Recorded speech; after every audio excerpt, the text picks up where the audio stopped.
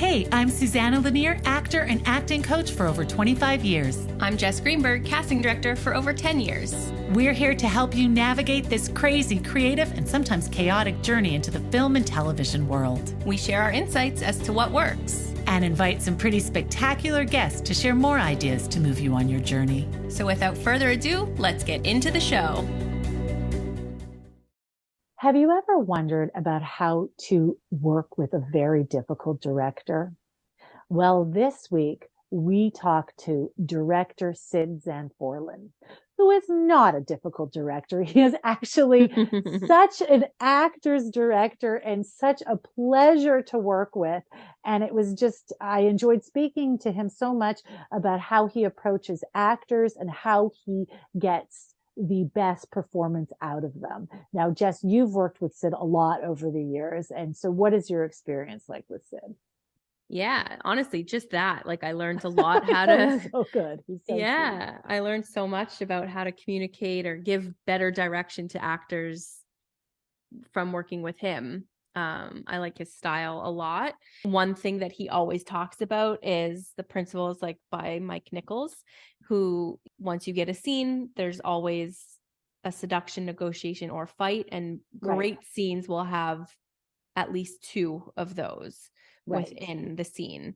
And obviously, with auditions, it's important to know where the arc of the scene is, because you want to start somewhere and end somewhere else. So that's really important for actors to know how to break down a scene that they're getting for their audition and not just to read the lines. So I thought that was very interesting. And then pinpointing those points of the seduction, negotiation, fight helps to give a better idea to the actor of what you're looking for, where the scene goes.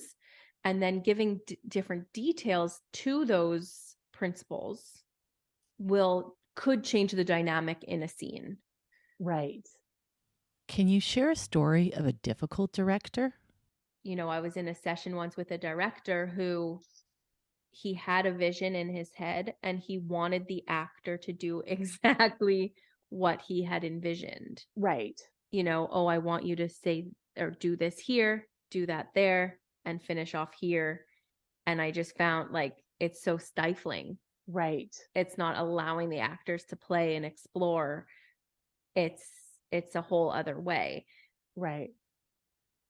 And yeah. did you find in that session actors were feeling very restricted and stiff from that kind of direction? Yeah, it also just makes them feel uncomfortable. Right.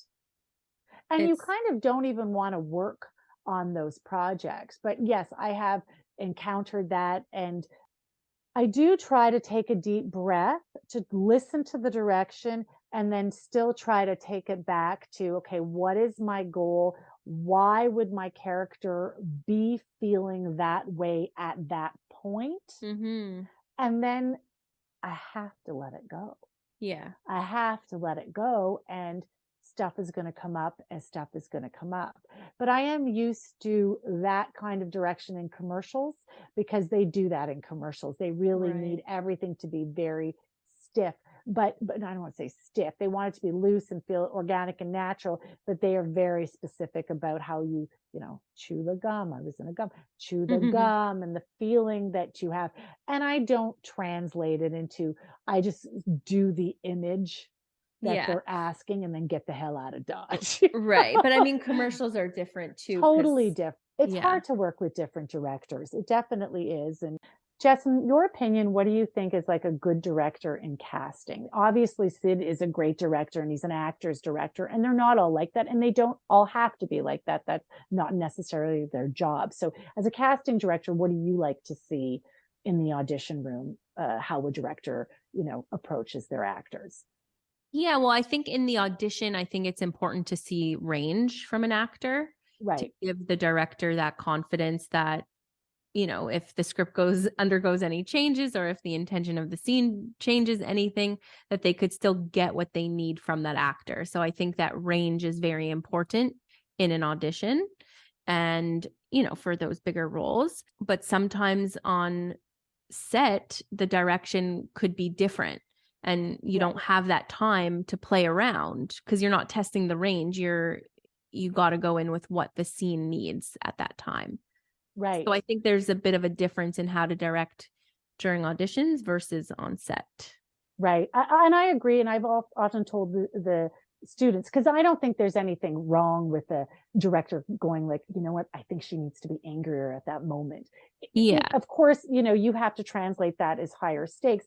But what I've explained to the students, and this is the way I see it, a lot of directors, they're looking at the picture, at the image of what they want to see. They're not there to figure out how they need to get your emotions up to get to that level. They just need to see this picture because they have the whole in mind, the whole image in mind, the whole film in mind. So I think that's important to notice. Obviously, as an actor, we enjoy Sid style, but and it makes they're audition not all like that. fun. Exactly. They're not all like that. And that's fine. Because also once you get to set 2, the actor generally will have the entire script. They'll know more about the story, about the style, all of those things. In an audition, it's so limited. So the director actually has a harder job or casting to bring out those things without the actor knowing more of the background. Right. I'm excited for Thursday's episode where we talk to Sid Zanforlin, who is an actor's director and a delight to speak with. Yes. Thank you so much. Bye. Bye.